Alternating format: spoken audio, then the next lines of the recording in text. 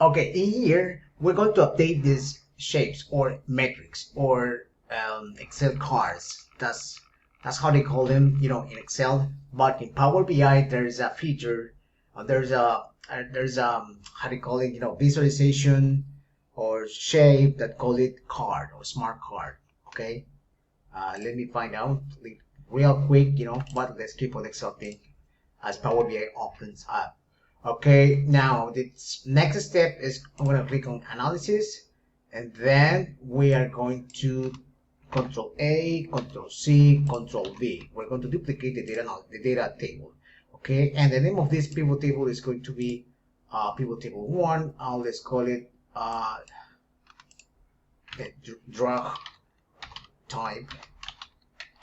Okay, remember whenever we assign names to pivot tables, it has to be everything all together. Okay, we cannot leave spaces. Okay, hit enter. Let's go back to that dashboard and click on the slicer and then the slicer tab and report connections, and let's make sure that this new one is not in here. Okay, and I think it is connected. Let's unconnect. Okay, and let's go back to the analysis tab and okay, no, this is not what I meant. Let's click on the pivot table. Let's rename it as destination number 2. Why number 2? Because this one, the name of this one is destination. Okay, let's go back to the slicer. Click on the dashboard, click on the destination slicer, click in here, destination connection, report connection, and let's extend this report connection, and let's click on, yeah, it is what it is. Okay, only the first data table is connected. Okay, click OK, and then we're going to rename this as all kilograms. Okay, and this one is going to be kilograms by destination. Okay, click outside of the shape and let's click OK. Now it is filtered everything. Let's click in here, and this one is going to be linked, this shape is going to be linked to the cell. Remember, we have to take this number outside of the pivot table. Control 1, number, use 1000 separators, 0, and click OK. Let's go to dashboard, and we're going to link this with the cell T10. Okay, cell T10. Okay, good.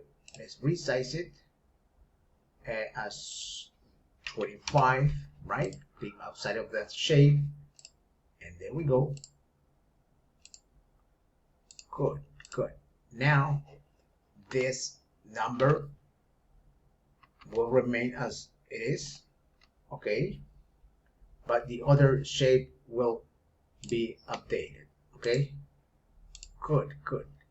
Now let's go back to the analyze pivot table, and let's do the same thing with the 6 pivot table. Control A, Control C, Control V. Okay, let's get the number outside of the pivot table. Let's do the same thing with this one. Okay, and now we're going to link this pivot table name. Let's rename it pivot table analyze pivot table, and we are going to name it as 6 2, and the first one names 6. Good. Let's go to the dashboard, and then let's click in here, and we're going to link this one to B59. Let's click on dashboard, B59. Okay, and the second one is going to be linked to Q59. this is going to be, sorry, click on the B shape, B59. Good. Okay, let's click on the destination, click on the slicer, report connection, and this is going to be linked with the 6.1. Okay, and there we go. Okay, but I think it connected to the two pivot tables. Okay, let me double check. Click OK. Click everything. Okay, let me go back to analyze, and this number is Q59. Q59. Good. Let's resize it at 55. Same thing with this 55, and then we're going to update this one, and this is going to be interventions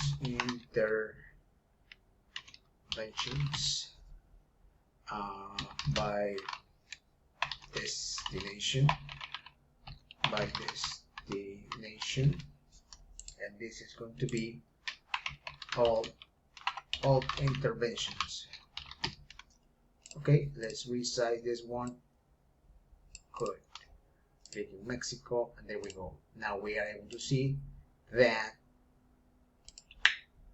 only the two metrics are being updated as we click on all the slicers. Okay, good. Thank you.